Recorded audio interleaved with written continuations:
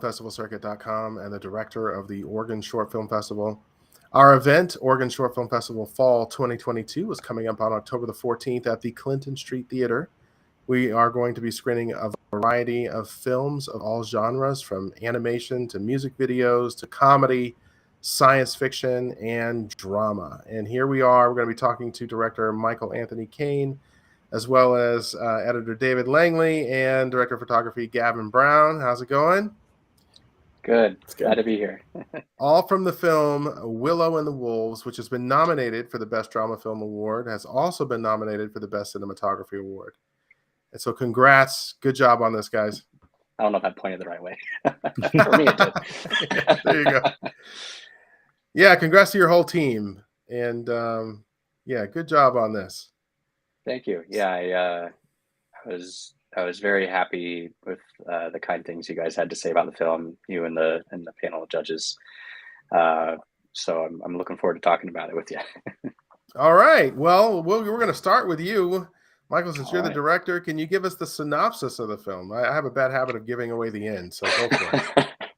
Yeah, just keep it simple. It's about a woman living in the woods, secluded in the woods.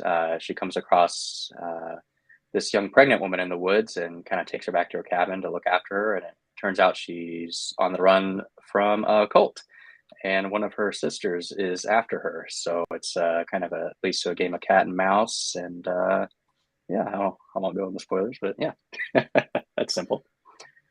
And what is it about this one, Michael, what motivated you to say, hey, this is the story that I want to tell? So it originated, actually, I was looking for a way to follow up my previous short film, Remain. And so it was kind of born of like, okay, can I do a sequel, prequel, some sort of thing? And as I worked on it more, it just evolved into its own thing entirely. And then I borrowed ideas from a feature I had and kind of incorporated this cult element. And it kind of became this hybrid, if you will. I was originally intending it to be post-apocalyptic, and then as we kind of went along more of it, it's like, okay, they're secluded in the woods. It could be post-apocalyptic. It could be present day. When you're watching it, it's something that, you can decide, but it doesn't play a huge role in what it comes. So. All right. Well, it has a great look. That's one of the things that was hit upon by all of the judges. Their notes, they're double blind. It's like they don't see what other people are writing down, but just constantly there was just great mention of the cinematography, the color, just the flow of the edit, all those things. The judges were really impressed with the production of this. And you got you say you're originally going for a certain look, but I think the look you ended up with was really good, not knowing the backstory behind it. Yeah. Tell me about this conversation you had with your team in order to get this specific look. Is it one of those things where you just like, hey guys, this is the story, go ahead and make it look good, or did you really work? Did you do some testing? Like, how did that all come about, Michael? Yeah, we I made a pretty specific shot list that and then I made some very crudely drawn storyboards that thankfully Gavin was able to understand. And yeah, we had discussions on, what cameras to use and kind of lenses. And I let Gavin kind of take the lead on that end of it, on the more technical side, because I knew what I wanted to see on the camera, but, as far as how we get that, I knew Gavin, and he proved to be a great collaborator on this, but but yeah, so that's we kind of worked together on that, and we found a great location almost for the last minute. I got a little scared, but yeah, David knows about that. But yeah, so that's how it shaped up, and then we shot, and I got a shout out Darren at Alchemic Color. He did the coloring on the film, did a great job. So if you're watching, Darren, good. But yeah, Gavin, if you want to tag in on that. Yeah, let's hear this from your perspective, Gavin. Yeah, I remember. So Michael and I actually grew up really close to each other on the Oregon coast, and we knew a lot of the same people growing up. And I remember when he first kind of approached me about this, and I don't know if he intended this or not, but it felt a lot like growing up in the Oregon coast, like kind of that bleakish winter, fall, kind of when things like there's not much positive going on. And thankfully we filmed it in the fall of 2019, and it was, I think the setting and everything, it was just kind of this coming together of kind of this bleak world. Yeah, I'm really proud of the whole team and Michael's vision to capture this kind of darker, whether it's post-apocalyptic. I always kind of felt like it was post-apocalyptic, and that's kind of how I went into capturing it, kind of thinking about it. Yeah. And you want to tell them what the lenses we used or anything? Or yeah, let's get a little technical geek on this. I was going to say, like, Yeah. you want to talk camera, lenses? Yes. So we shot on the Sony A7 III. So that's my own personal camera, and we shot with Sigma Cine lenses. So I think we had 4 or 5 of them, and that was really nice. All of it was low profile. We were running through the woods. I think we had a 2-day shoot and then a 1-day pickup. So we needed something small and quick that we could like run through the forest, go back to the house, shoot a scene, and just move around and be agile. And that kind of lended itself to a lot of like handheld in the house when things a lot of tripod in the house when things were kind of quiet and like peaceful and calm, and then Steadicam or handheld when things were crazy and chaotic outside in the world later on in the film. But yeah, and that combination seemed to work really well. I've used the Sigma Cines before, and they're just a great sharp lens that are incredibly fast. And we knew that we're going to be shooting at night and in dark tree cover, and so being able to have that shallow depth of field was huge. So yeah, it worked out really well. So you said the Sony A7 III, is that the newest one? No, so it was pretty new at the time. So we shot this in 2019. So I think that camera came out in 2018.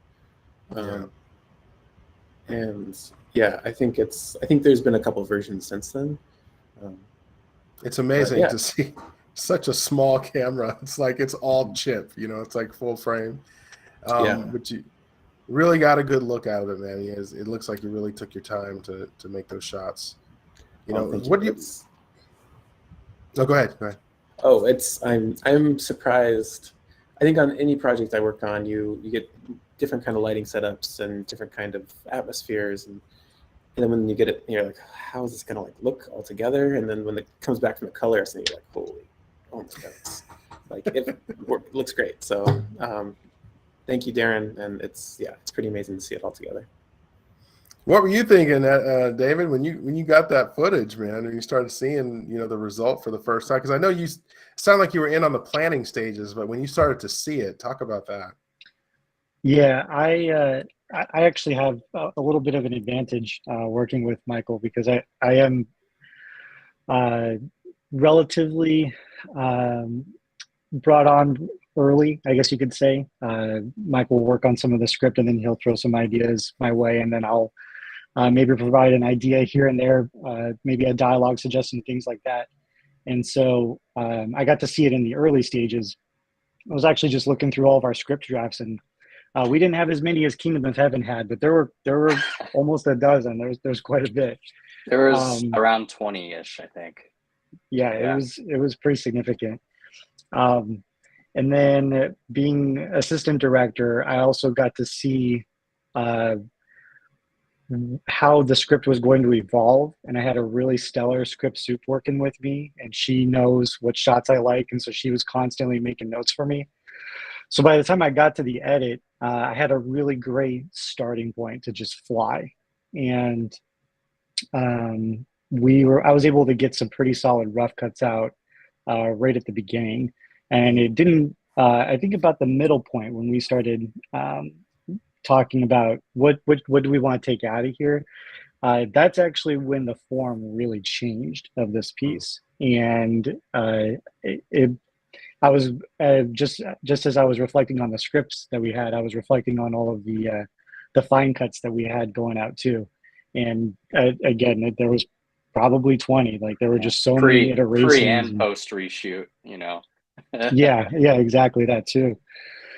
So it was but yeah, it was around the middle. I think even once we got our reshoot footage in there, that's when the form started to evolve into what it is now, and that's where the real interesting stuff came into play. And I can go into that a little bit further at some point, but Michael might have some more interesting stories to tell there too. So, well, my question was going to be, Michael, if you know, what did you learn during this whole process? It sounds like it was a process, but Yeah. I mean, I definitely had takeaways. Overall, I was really happy with how the shoot turned out. On our initial shoot weekend, we had 2 long days, and it had been a while since I'd shot something, and I thought I was super organized about everything, but you know, it went over. So I had to ask people to stay a little late. And then I'm like, okay, we're gonna start a little later the next day because of this. And we ended up about an hour short on daylight on that last day shooting the climactic scene. yeah, And we kind of had to rush. And that night before, we stayed up really late, cutting lots of shots, trying to figure out what we could change to really save time and get what we wanted. You know, it was about maybe about a month after we'd had the initial rough cut, and we're like, it's like, yeah, I think we need to go out and reshoot some stuff. And it's like, but by the time we can get back out of there, the look had changed. We were going from September to November, and everything was really brown, and the leaves had fallen and it was dead. And so what was intended to originally be kind of a shorter time frame for the story kind of allowed for it, instead of be like, oh, a few days later, it's like, oh, this is weeks later now. And the reshoot day went fantastic. We got so much footage that day. We hit the ground running. So I'd say, I guess, just if I had learned anything, it would be, you know, I always try to be mindful of how much time we need. And I still know, even then, we still need a little more. And and I would make sure I secured locations a little sooner, because I didn't anticipate that being so difficult. Kathleen Lopez, I ended up bringing on for Location Scout to help us find our awesome location, but I got a little down to the wire. So. All right. Well, what's next for you, Michael? What's your next project? And I've already talked to these guys about it a little bit, but I'm actually writing a horror short film right now, collaborating with a good buddy of mine, Andrew Marvin, who's probably going to be the assistant director on it, and Gavin will be coming back as DP. David probably coming back for editing, and so yeah, I'm working on that right now. Surprise! Long story short, yeah, it's about some hikers that run into a serial killer in the woods. So I won't go any further than that, but it should be fun, and I'm looking to shoot probably like maybe July. I've already got some locations I'm looking at that I've been to, so I'm ready to go and get another film under my belt here. All right. Well, I can't wait to see what look you come up with for that one there, Gavin. Yeah, I'm excited. Michael, I haven't seen a script yet, so my mind's racing with possibilities. So I think once I see that script, I'll be like, oh, okay, we'll go this direction. So I'm really looking forward to that. Awesome. Well, it looks like Matthew dialed back in, our composer. I'm going to go to him fantastic. and see if we can get a clear signal, and see if we can talk a little bit about the music and the post. Hey, Matthew, can you hear us? I can hear you. Can you hear me? Yeah, we can hear you. It's a little broken up, but let's work through it. I want to ask you about when you saw this footage. How did you come up with the ideas for this music? What were some of the first things kind of flow into your mind? Well, Michael and I have worked previously. Michael was 2016.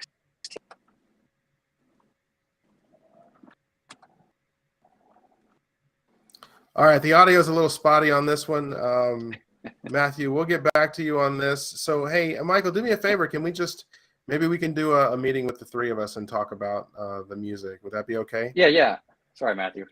It's okay. Yeah. I didn't mean to. You know, it is what it is, and yeah. being caught in traffic. It's a Friday afternoon, so I mean, yeah, there's no way I'd be. So yeah, I wouldn't be conducting this interview right now.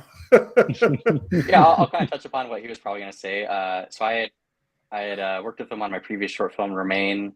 I found him on Reddit of all places, and he was based in Chicago at the time, and collaborated and had a really great experience with him. And so I knew for this film I wanted to come back to him again. And now he's in LA and he's worked on features and lots of cool stuff.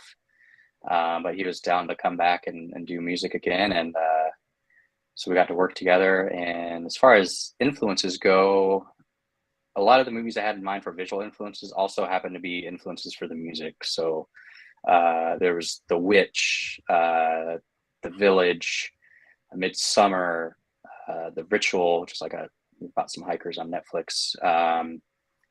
Hostiles, actually, was a Western. I kind of played into the fields and the graves and whatnot. But and there was like one or two other little indie things, I think. But those were some of the main influences. Probably the Witch is probably the most noticeable in the music, I'd say. Okay. If you were to draw on any of those. But yeah, that's what we went for there, and I'm really happy with how it turned out. Yeah, good job in really moving the story along and just, creating just emotion at certain points. And it's always that extra level when you get an actual composer, just go on and start licensing little clips that'll sort of work. David can probably attest to that when you're just trying to like paste something together versus, really have something that builds on your original vision. So again, the door's open. We can always talk to Matthew in the future. It's been great talking to you guys today. Is there anything anybody wants to add before we go? I guess this would be the third film that Michael and I third larger short film that Michael and I have worked on together. And as you were mentioning your potential or your future project, Michael, I started thinking a little bit. We need to make a movie that displays the Pacific Northwest in a super friendly way. that way we get some people up there. Everyone's gonna be like, those woods are scary. It's not guys. all doom and gloom. You'd be breaking tradition, man. Everybody's shooting horror film. Yeah, maybe a little. It's kind bit, of a little bit of an inside joke, I guess. Like after my last two shoots, which were both totally outdoors, I'm like, don't worry, guys. On the next one, we're going to be inside. We're not going to be out in the woods in the cold. Didn't happen. Yeah, we actually had a pretty crazy rainstorm come over us on. I think it was our final night. Yeah, there was lightning and thunder over us. That's scary. The sound department really worked miracles in that final scene because it's the amount of atmosphere and wind and rain that was coming down. I've got photos of it saved somewhere, but yeah, the conditions were pretty wild. So the sound, whoever mixed the sound, I can't recall their name. Digital One. Yeah, they killed it for sure. All right. Well, this has been good. I appreciate your time today. You guys make us look good. Who's coming to the festival? I'll be there. Gavin, if he's feeling well, I know he's under the weather a little bit right now. I think he should be good by then, hopefully. Hopefully. And Kaylee, who wasn't able to make it for the interview today, I think she's planning on being there. David, maybe if he can make it up with work. Maybe a few others. My buddy I'd mentioned I'm collaborating with on this next film. He'll be coming down to visit for it. And I'm really looking forward to meeting everyone, seeing all the films, thanking the judges, and thank you, of course. No problem. And thank you. I'm really excited. You're very welcome. Appreciate the kind words, and you make us look good up there. We want to showcase the best work possible and get that audience reaction, that out-of-body experience of watching, your film up there on screen and looking left and right and seeing people starry-eyed looking. I mean, there's nothing like that. Nothing like a film festival, and Clinton Street's a great venue. I'm sure you'll enjoy it. So, yeah.